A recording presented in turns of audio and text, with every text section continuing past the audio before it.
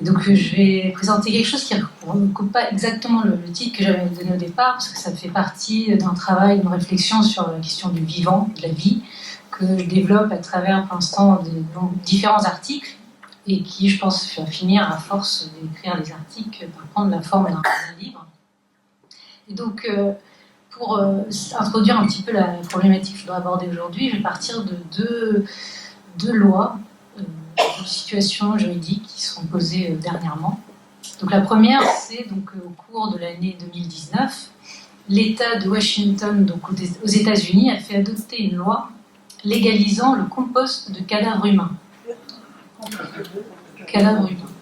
Celui-ci est présenté comme une alternative à l'enterrement et à la crémation, réalisant de manière littérale la formule prononcée lors de la célébration des funérailles par l'Église d'Angleterre: ce qui est terre retourne à la terre.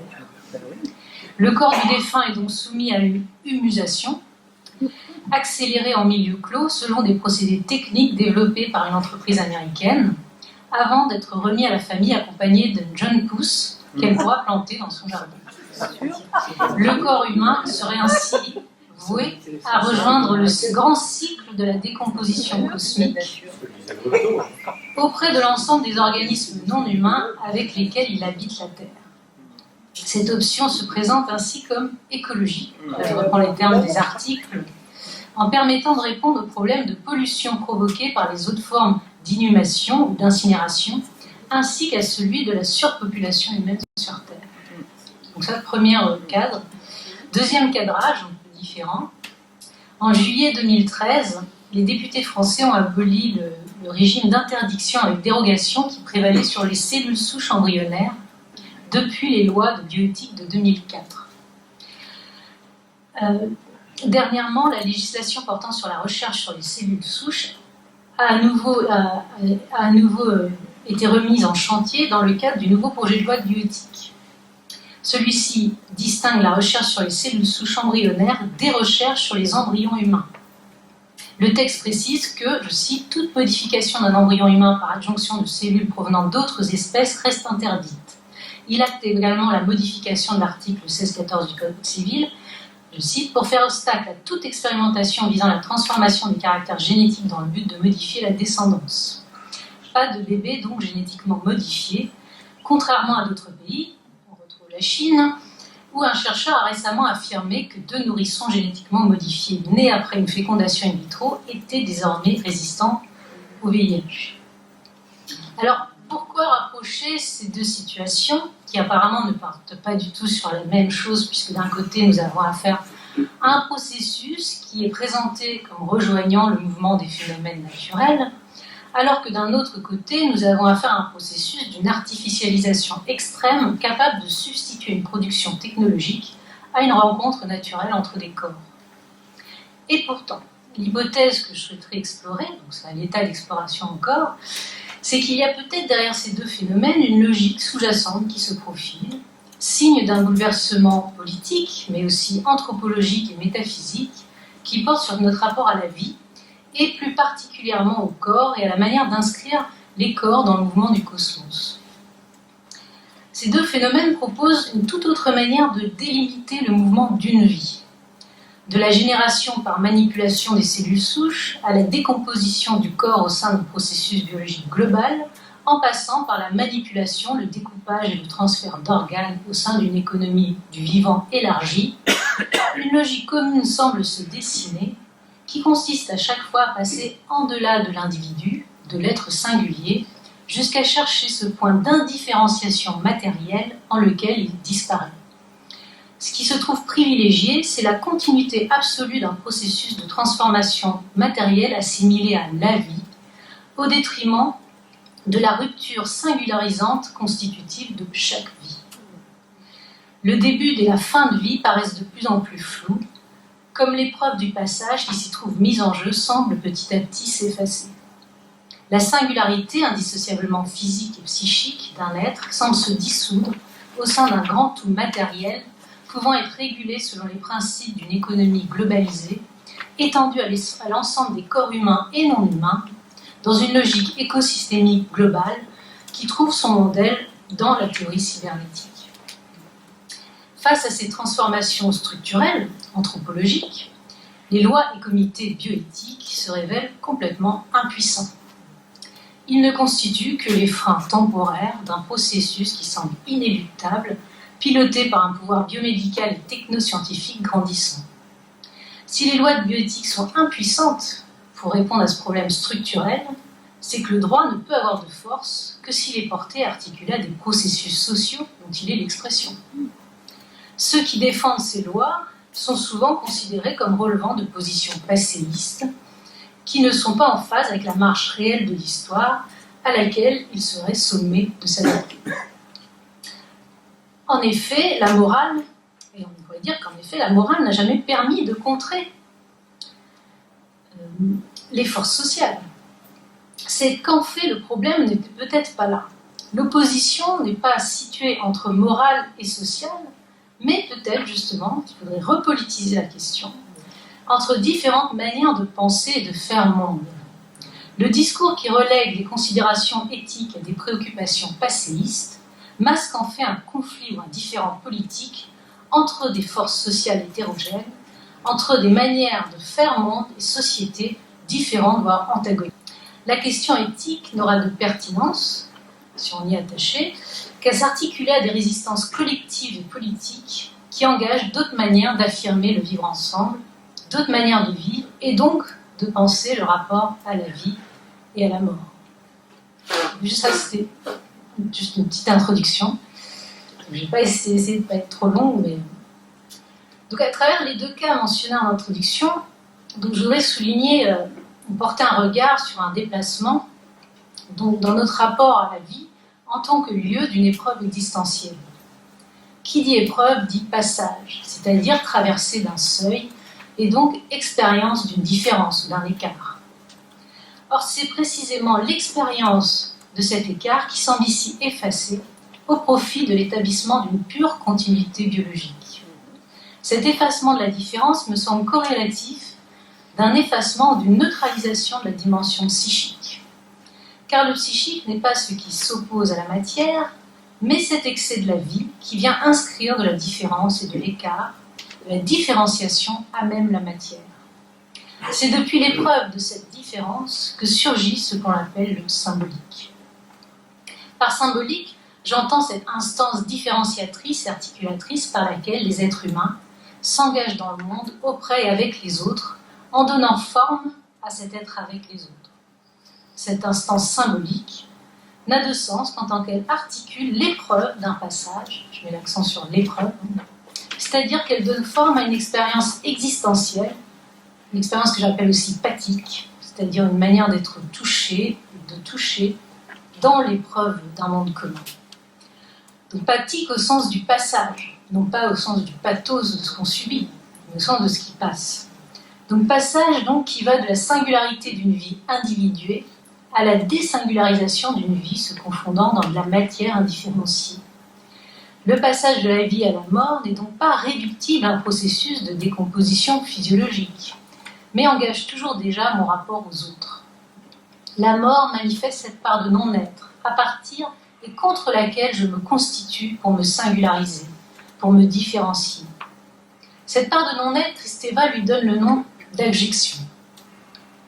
L'épreuve de la mort, le passage de la vie à la mort serait donc indissociablement l'épreuve d'une abjection. Si tout ce qui a trait à la mort dans sa dimension matérielle, cadavres, souillures, excréments, relève de l'abject, c'est que cela dessine la limite qui me différencie du monde. Donc, comme le montre Kristeva dans Le pouvoir de l'horreur, essai sur l'abjection, l'abject n'est pas une conséquence secondaire, ce qui viendrait après la formation, selon une logique temporelle linéaire allant de la vie à la mort. Il ne désigne pas seulement le processus de décomposition d'une forme composée, mais ce à partir de quoi, ce sur fond de quoi une forme se compose. Je cite Kristeva. Le déchet comme le cadavre m'indique ce que j'écarte en permanence pour vivre. Ces humeurs, cette souillure, cette merde sont ce que la vie supporte à peine et avec peine de la mort. Je suis aux limites de ma condition de vivant. De ces limites se dégage mon corps comme vivant. Ces déchets chutent pour que je vive, jusqu'à ce que, de perte en perte, il ne m'en reste rien et que mon corps tombe tout entier au-delà de la limite, cadéré, cadavre. L'abject se confond ici avec la limite qui prolifère dans la chute.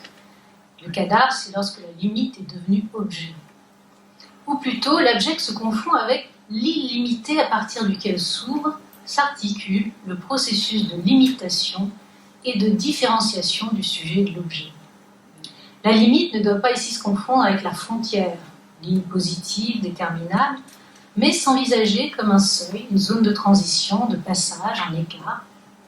De là la conséquence paradoxale que l'abject, et cela même à partir de quoi une forme advient, se constitue par différenciation, séparation, l'abject désignant ce qui est séparé, rejeté, et qu'en même temps il persiste, colle à la peau, si l'on peut dire, comme cela même à partir de quoi mon être singulier s'est constitué.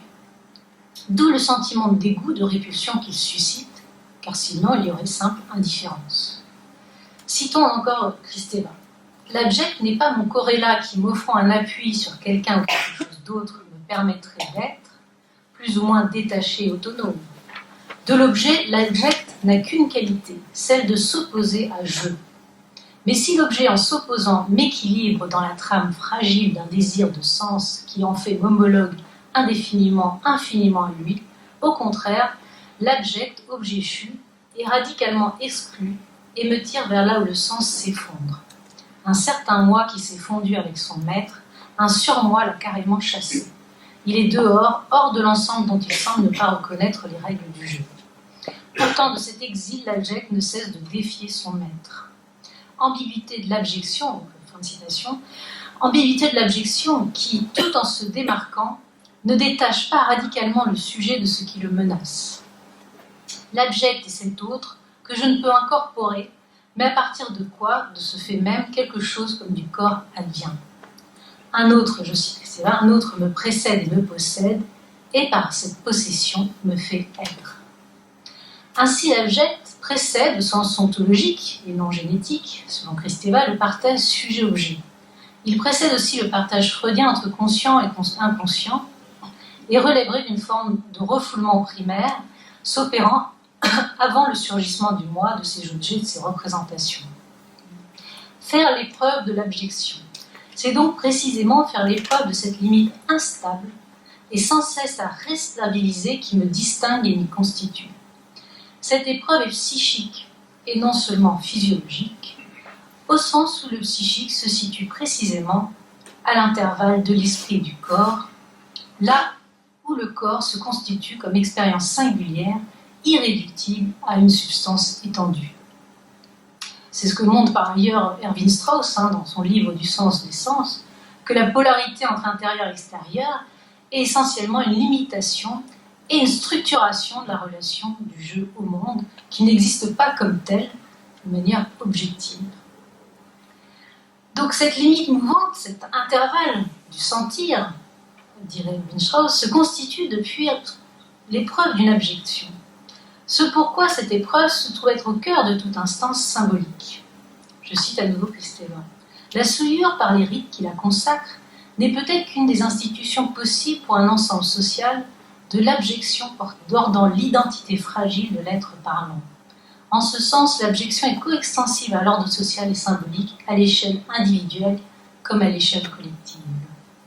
Et si cette dimension donc, a souvent été prise en charge par la religion, c'est qu'elle articule une expérience irréductible au processus de décomposition physiologique des corps. Or, nous assistons aujourd'hui, il me semble, à une sorte d'effacement du symbolique qui va de pair avec une neuralisation de l'épreuve de l'abjection. C'est ce qu'illustre particulièrement bien le livre récemment publié par le philosophe Hicham Stéphane Afessa, intitulé « Esthétique de la charogne », dans lequel il reprend à son compte l'approche de l'esthétique cognitiviste défendue par Allen Carlson. L'abject y est mis en scène comme un processus repoussant, mais pouvant en définitive être contemplé comme une œuvre d'art grâce à l'opération de cadrage proposée par le regard scientifique. Opération de cadrage qui permettrait de dépasser le point de vue anthropocentrique. Je le cite, « La science est précisément une entreprise qui vise à embrasser l'histoire du monde et de la vie sur Terre. Et la nature elle-même comme totalité, toute la vie sur Terre et la nature elle-même comme toutes les créatures appartenant à l'infiniment grand ou à l'infiniment petit, tous les processus se produisent dans un laps de temps très court ou s'étendant sur des millénaires, en se hissant à un niveau d'objectivité correspondant à ce que Thomas Nagel a magnifiquement appelé le point de vue de nulle part. Fin de citation. Ce qui m'a frappé, c'est en la lecture de ce livre, c'est à la fois l'introduction et la conclusion mettent en scène l'observation par des chercheurs, dans l'introduction, puis par un artiste, c'est Peter Greenaway qui met en scène dans son film l'observation d'un processus de putréfaction, instaurant à partir de ce regard extérieur et objectivant une pure continuité physiologique, évacuant complètement l'épreuve psychique de celui qui se trouve engagé dans un rapport à la mort. L'esthétisation de la décomposition, qui par ailleurs on retrouve en ce moment beaucoup dans certaines formes d'art contemporain, donc l'esthétisation de la décomposition opère une neutralisation de l'épreuve de l'abjection, c'est-à-dire de la différence, de la rupture psychique, au profit du fantasme d'une continuité matérielle. La question que l'on pourrait se poser alors est: l'accent mis sur la continuité au profit de la fusion dans un grand tout ne serait-elle pas au fond une forme de déni matérialiste de la mort? C'est ce qu'évoque cette mise en scène de la mort comme simple processus de décomposition bactériologique. Nous serions, à l'instar d'Épicure, que des ensembles d'atomes matériels pouvant se recomposer en de nouveaux ensembles matériels bactériologiques. La mort, donc, ne serait plus à craindre. En effet, qu'est-ce qui caractérise une bactérie? Si l'on suit les analyses de François Jacob dans la logique du vivant, la bactérie, à la différence de l'organisme vivant, ne connaîtrait pas la mort. Bien sûr, comme le dit Derrida dans son séminaire La vie, la mort, cette idée selon laquelle la bactérie ne connaîtrait pas la mort peut être mise en question, et elle l'est déjà par l'ensemble de travaux en biologie. Mais ce qui m'intéresse ici, c'est moins la réalité de la bactérie que le fantasme, l'imaginaire, ou comme le dit Derrida, la fable qui s'y rattache et qu'expose François Jacob dans son livre. Pourquoi, selon lui, la bactérie ne connaîtrait-elle pas la mort, tout comme elle ne connaîtrait pas la sexualité? C'est que la bactérie peut se reproduire seule, car cette reproduction, entre guillemets, consiste en fait dans sa propre division. Donc la bactérie ne connaît pas l'altérité. Or, comme le dit Derrida reprenant Jacob, il faut être deux pour reproduire sexuellement, et donc être deux pour mourir. La décomposition bactériologique, ce serait donc la simple décomposition du même à l'infini. La fable de la bactérie consisterait dans la mise en scène d'une vie invulnérable, vie pure, inaccessible à la moindre négativité. Je cite Derrida. Symétriquement, les cellules souches embryonnaires humaines, recueillies dès les débuts du développement de l'embryon, peuvent non seulement se multiplier à l'infini, mais également donner naissance à tous les types de cellules de l'organisme. Là aussi, il y a passage en deçà de l'être individuel singulier pour aller chercher le seuil d'indifférenciation de la matière à partir duquel il serait possible de recréer des formes de vie. Donc on a affaire ici à une neutralisation technoscientifique de l'abject. Dans les deux cas, on ne voit plus où et comment se joue le don de soi, en quoi consiste le symbolique. Puisque, je reprends les travaux notamment de Marcel Hénaff sur le don, puisque le don suppose une mise à l'épreuve du soi qui s'engage dans un rapport à l'autre, qui engage donc un risque, une exposition et donc une certaine vulnérabilité. Et c'est aussi paradoxalement un tel déni du don que procède aussi ce que l'on appelle le don d'organes. En effet, le don n'est pas fait par le donateur, mais forcé par l'État à qui le cadavre appartient. Une fois mort, notre cadavre appartient et devient propriété de l'État. Et il faut faire une demande de notre vivant pour que des parties de notre corps ne soient pas données. Donc là, il y a une inversion complète de cette idée du don. Donc, au fond, et en plus, on pourrait se questionner sur la logique du don d'organes qui confond, d'une certaine manière, et je pense que le tour de passe-passe fonctionne sur ça, le don de soi au sens psychique et symbolique, et le don de soi matériel, c'est-à-dire de son propre corps. Là, on voit l'effacement, l'écrasement total du psychique et du symbolique, qui se trouve substitué donc, par la nécessité de donner une partie matérielle de soi. Donc je passe à ma deuxième partie. Donc cette neutralisation de la dimension psychique et cet effacement du symbolique est sans doute l'effet d'un basculement plus profond dans le rapport au monde de la civilisation occidentale, basculement qui met en jeu une redéfinition plus générale des rapports entre corps et esprit. L'effacement du symbolique serait le signe d'une perte ou d'une déstabilisation générale des limites entre le corps et l'esprit. Dans le contexte de la modernité naturaliste, au sens de l'anthropologue Philippe Descola, c'est le dualisme cartésien qui a dominé l'appréhension des rapports entre corps et âme, ainsi que la représentation du corps. Donc, le corps est défini comme substance étendue, comparable à une machine, un ensemble de mécanismes décomposables et mathématisables. C'est cette conception du corps qui domine dans le domaine scientifique, et cela car la science constitue son objet en le décomposant et en le retranscrivant sous la forme d'équations mathématiques. Les débats philosophiques opposant les vitalistes aux mécanistes, qui ont traversé toute la modernité, prennent sens à l'intérieur d'un cadre théorique qui est, au fond, structurellement mécaniste. Cette conception du corps, c'est aussi cette conception du corps qui autorise l'expérimentation animale. Et si l'être humain peut ou a pu échapper à l'expérimentation, c'est en tant qu'il était considéré comme, justement, doté d'un esprit qui lui donnait une valeur absolue, une dignité. Alors c'est cette frontière qui servait de fondement à l'humanisme moderne qui est aujourd'hui en train d'être franchie sous l'assaut d'une multiplicité de processus scientifiques, techniques, juridiques, économiques. Ainsi que ce soit le compost humain, le don d'organes ou la recherche sur les cellules souches, toutes trois semblent rencontrer cette même frontière qu'elles contribuent à faire sauter. Celle qui, en droit français, protège la personne humaine contre toute instrumentalisation. Ainsi, l'article du Monde qui annonce cette loi qui est passée donc aux États-Unis, l'article du Monde sur le compost humain rapporte que l'introduction de cette pratique en France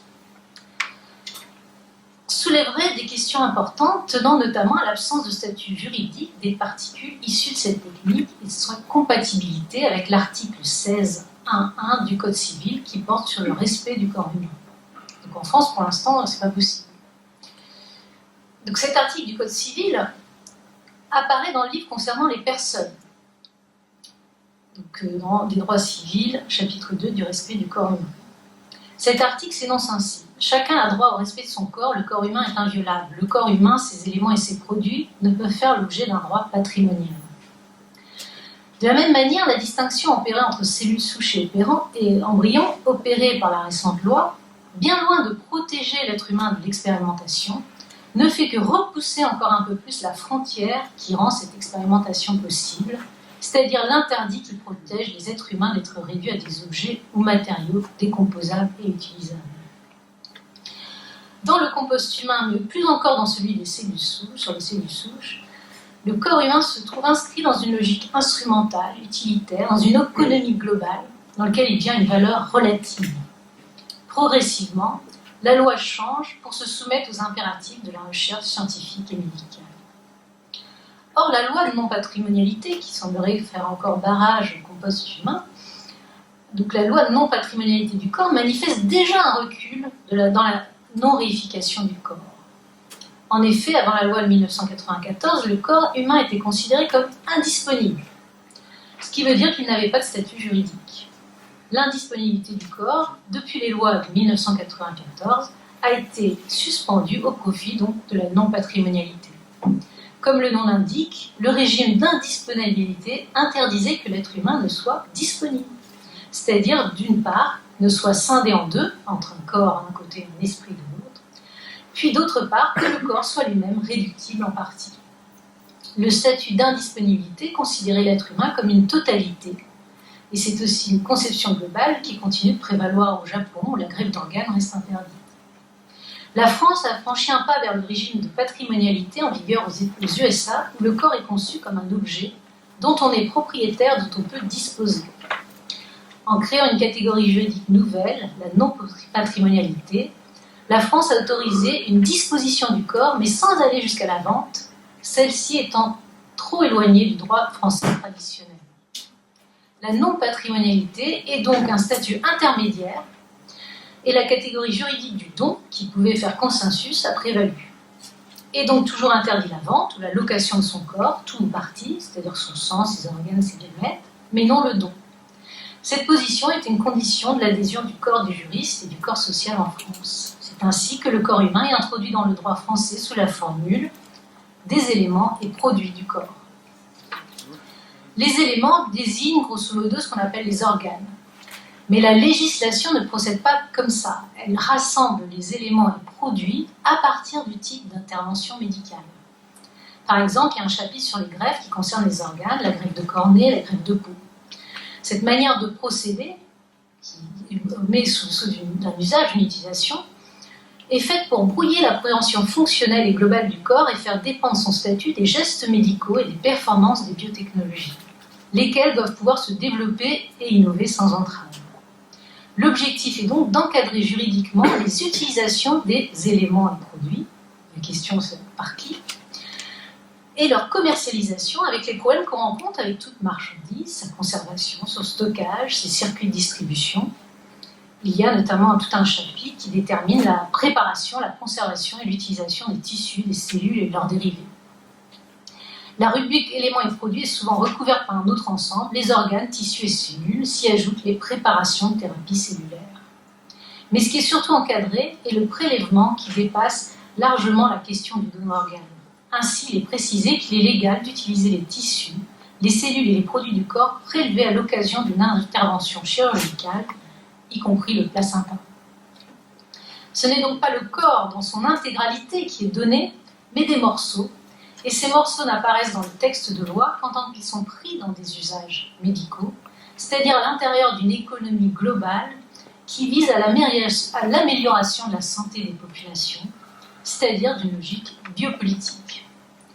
Le corps se conçoit aussi comme une espèce de code source ouvert, à la manière des logiciels open source, dont le code peut être repris pour composer de nouveaux logiciels, générant ainsi une économie qui n'est pas fondée sur la propriété du code, du corps, mais sur l'ensemble des opérations et utilisations qui en sont faites.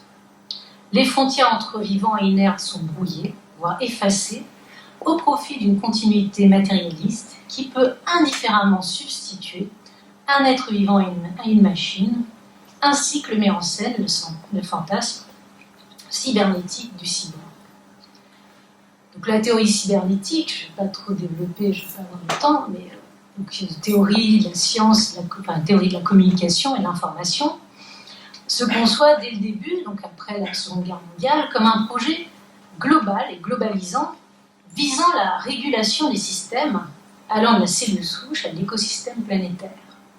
L'ensemble des phénomènes se trouve interprété selon un schéma unique, et non plus selon la nature propre à chaque être. C'est justement avec ça que veut rompre la cybernétique, qui est celui donc des boucles de rétroaction au sein d'un système et entre systèmes.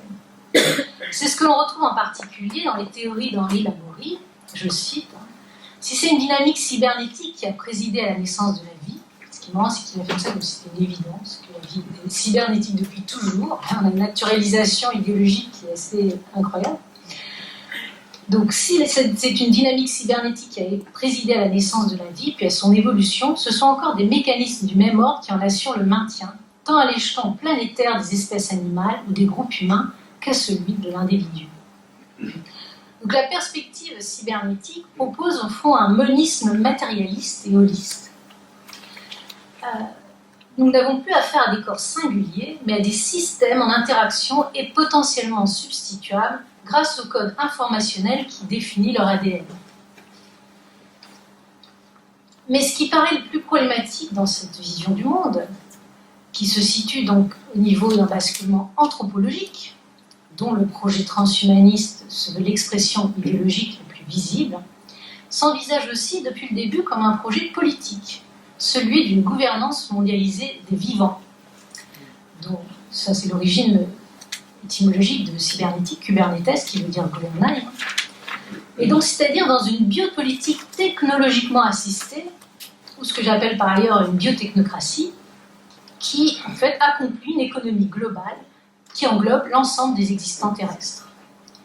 Face à cette conjonction du politique, de l'anthropologique et de la métaphysique, à travers la mise en œuvre de moyens de production matériels, tels que une nouvelle technologie, le droit et la morale ne peuvent répondre. Ce n'est, il me semble, qu'à un niveau à la fois anthropologique et politique, qu'une réponse est possible.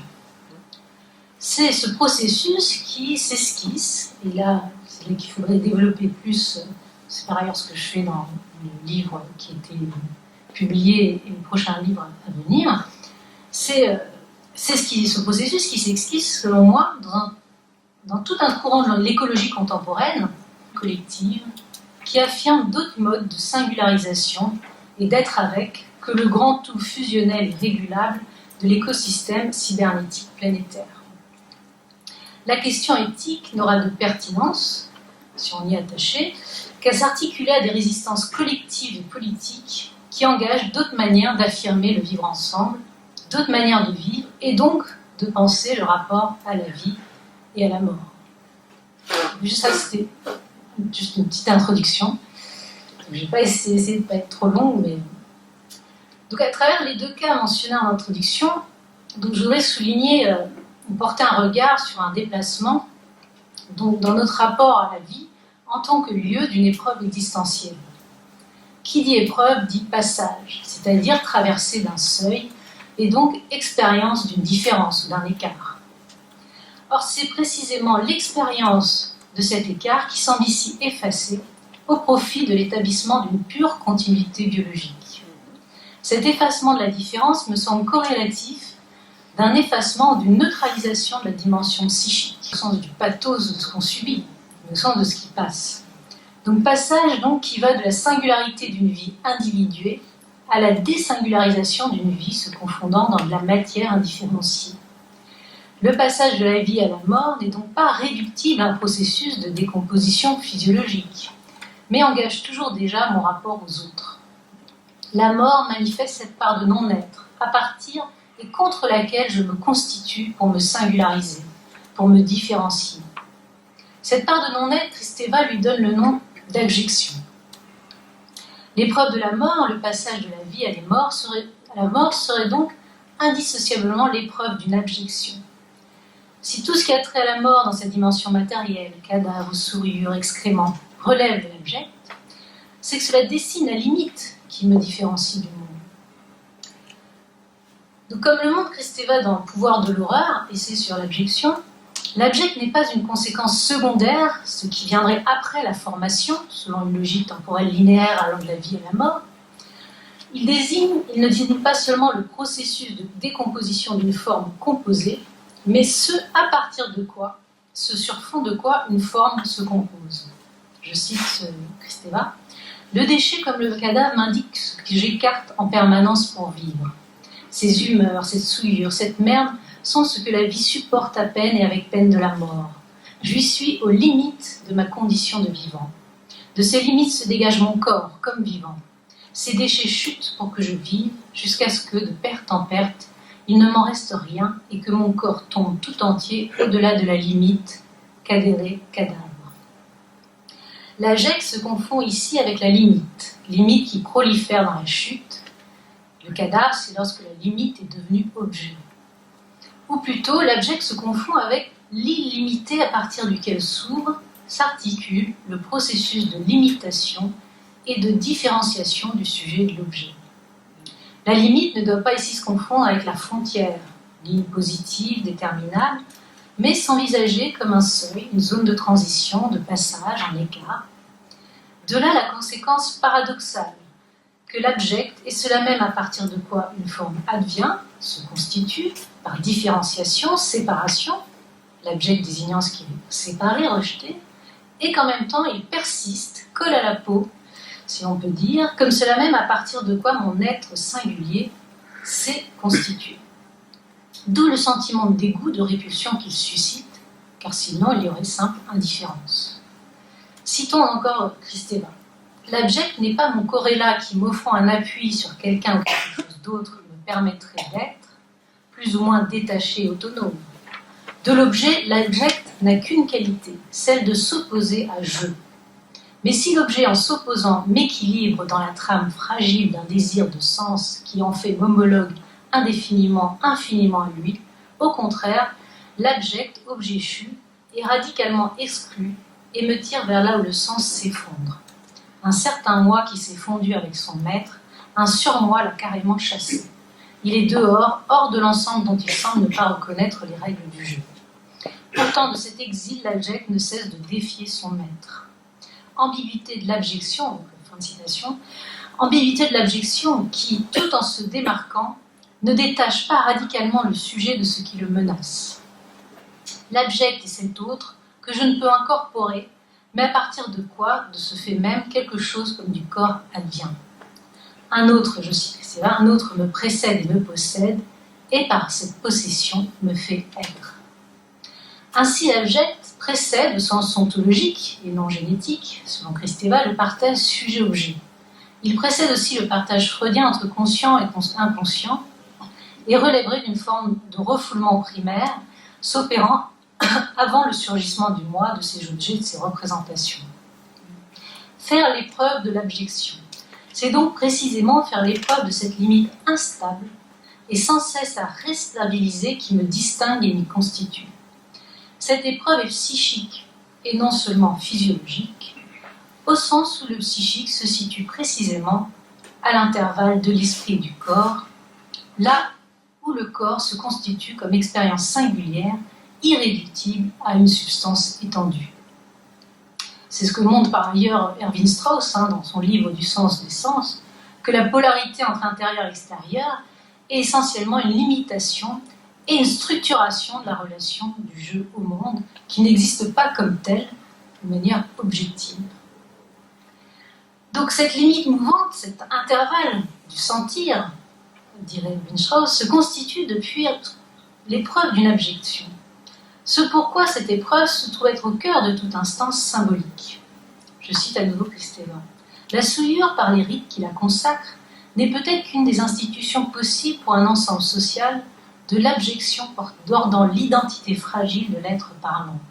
En ce sens, l'abjection est coextensive à l'ordre social et symbolique, à l'échelle individuelle comme à l'échelle collective. Et si cette dimension donc, a souvent été prise en charge par la religion, c'est qu'elle articule une expérience irréductible au processus de décomposition physiologique des corps. Or, nous assistons aujourd'hui, il me semble, à une sorte d'effacement du symbolique qui va de pair avec une neuralisation de l'épreuve de l'abjection. C'est ce qu'illustre particulièrement bien le livre récemment publié par le philosophe Hicham Stéphane Afessa, intitulé « Esthétique de la charogne », dans lequel il reprend à son compte l'approche de l'esthétique cognitiviste défendue par Allen Carlson.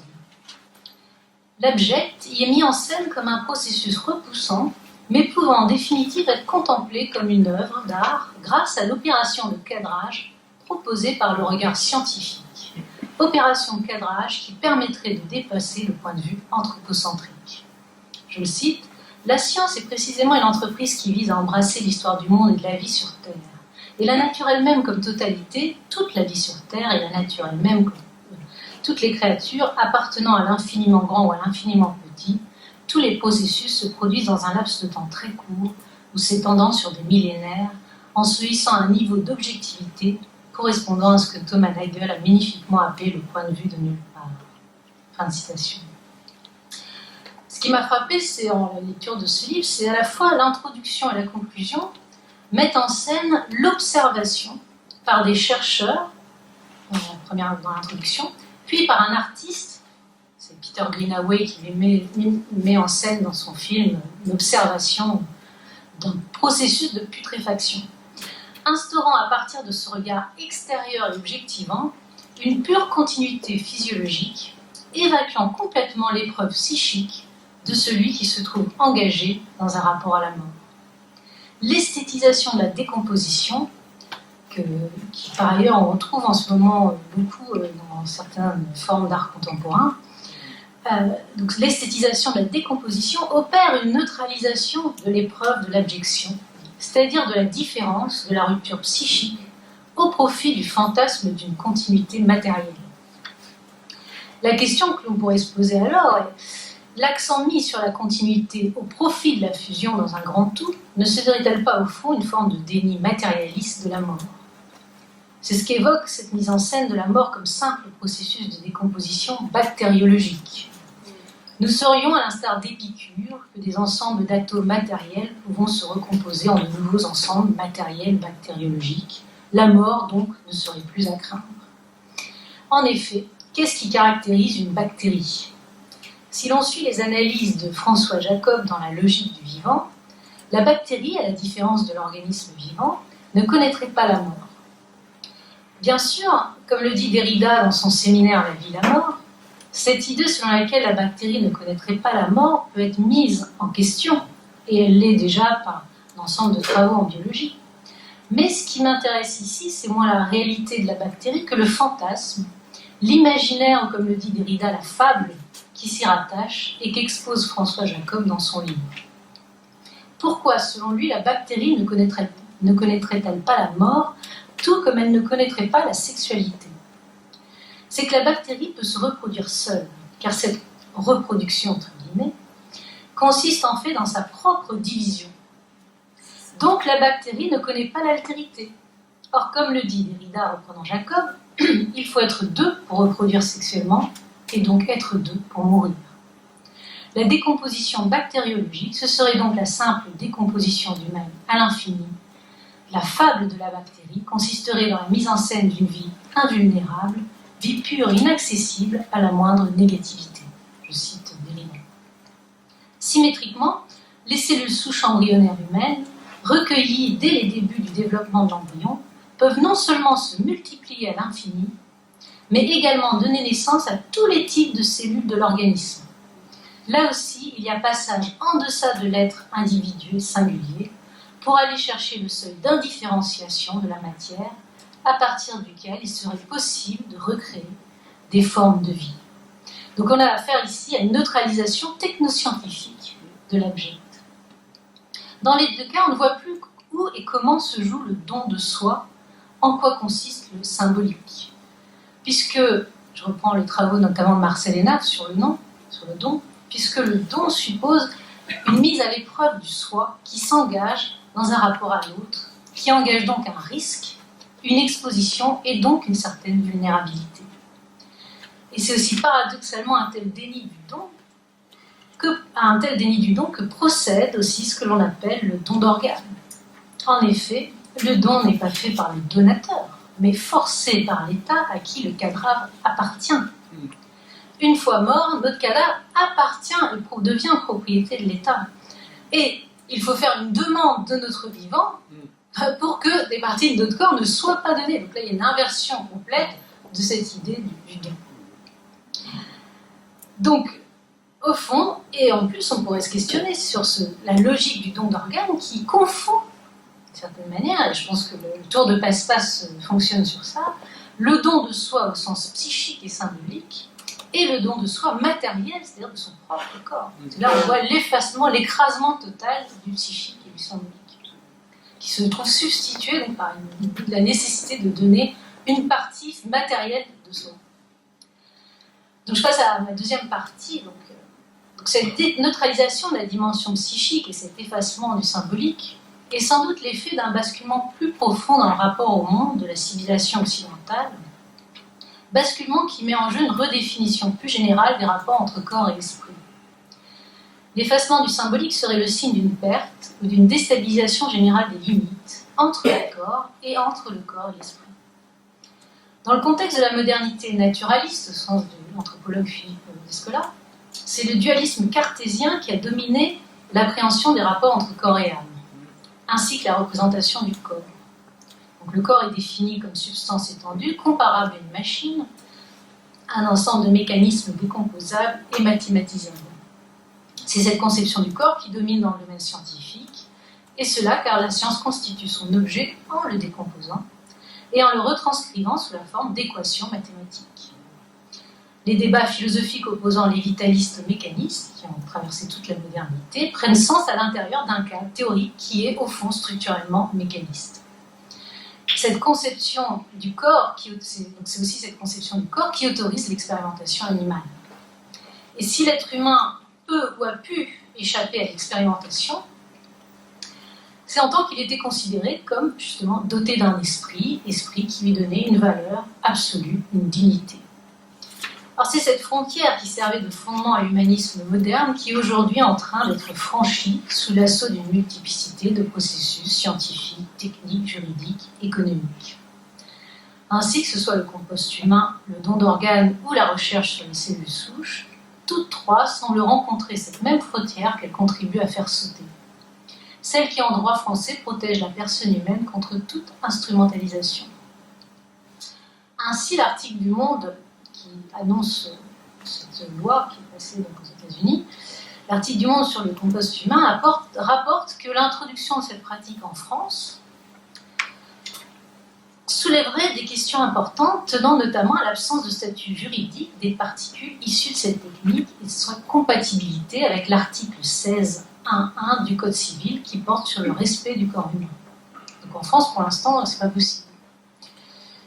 Donc cet article du Code civil apparaît dans le livre concernant les personnes.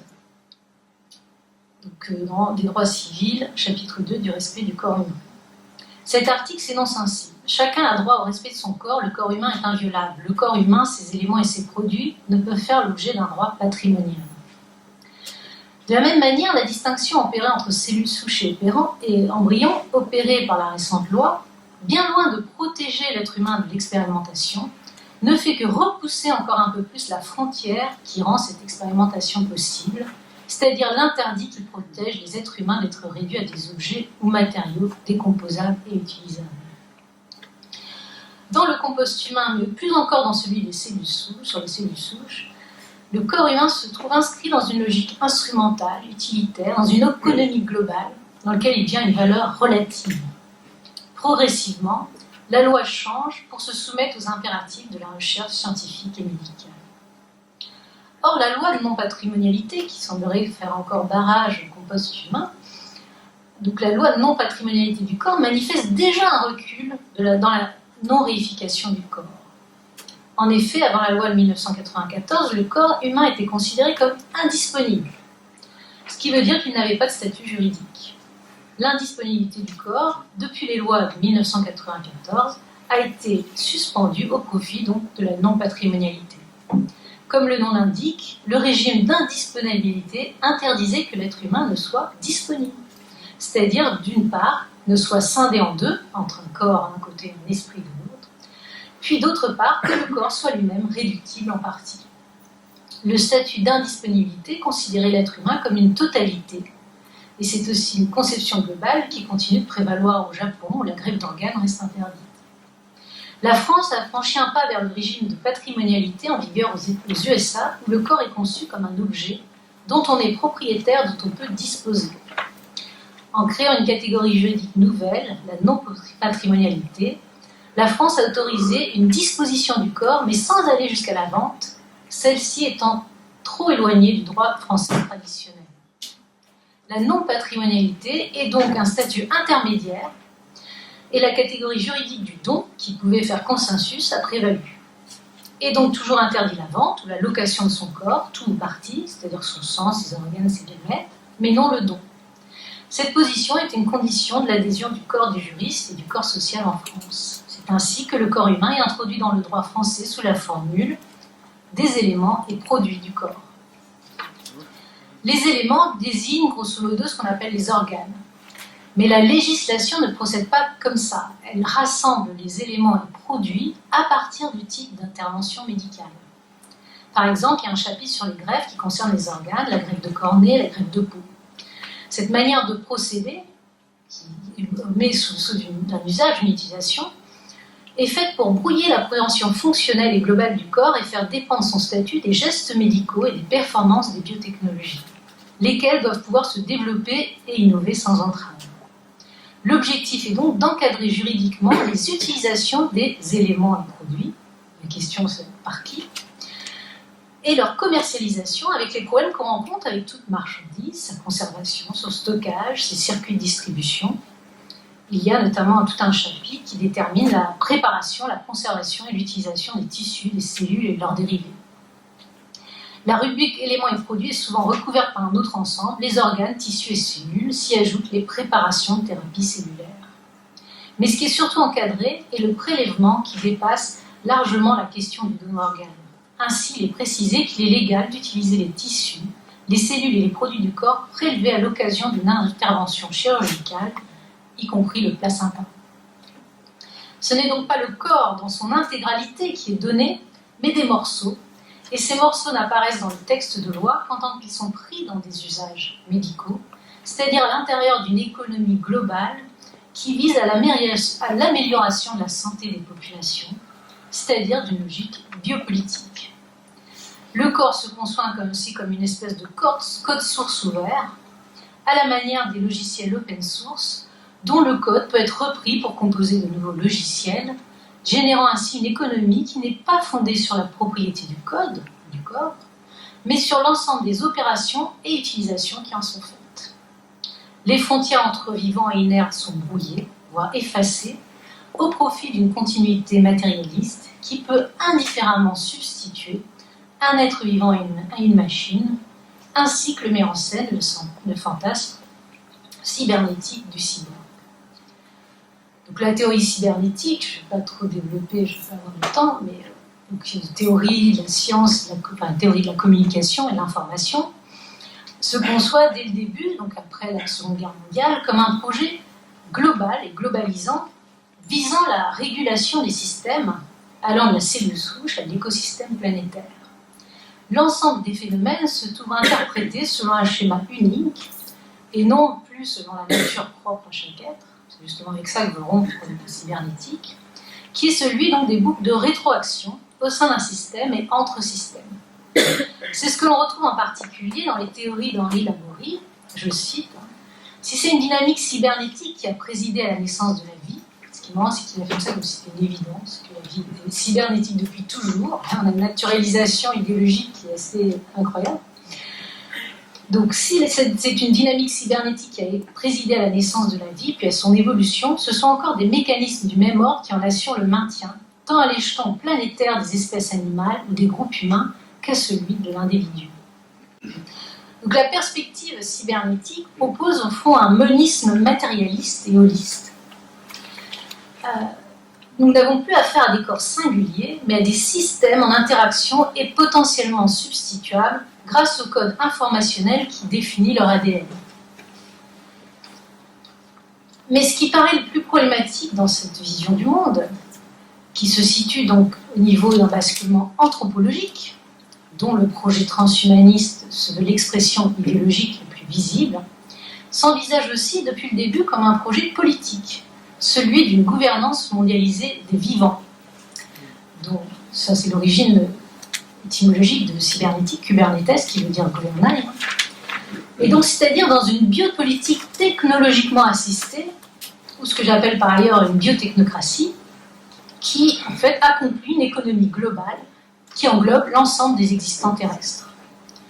Face à cette conjonction du politique, de l'anthropologique et de la métaphysique, à travers la mise en œuvre de moyens de production matériels, tels que les nouvelles technologies, le droit et la morale ne peuvent répondre.